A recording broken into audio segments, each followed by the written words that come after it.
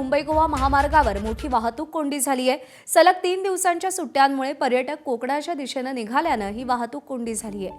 माणगाव पुणे मार्गावर देखील कोकणाच्या दिशेने येणाऱ्या लाईनवर वाहनांच्या रांगा लागल्याचे चित्र पाहायला मिळते। आज गुड फ्रायडे आणि त्यानंतर शनिवार रविवारची सुट्टी लागून आल्यामुळे सगळ्यांची पावलं आता कोकणाकडे वळायला लागलेली आहेत आणि त्यामुळे मुंबई गोवा महामार्गावरती ही प्रचंड वाहतूक कोंडी झालेली आहे। वाहनांच्या रांगा लागल्याचं चित्र आपल्याला पाहायला मिळतं। रायगड जिल्ह्यातली ही दृश्य आहेत।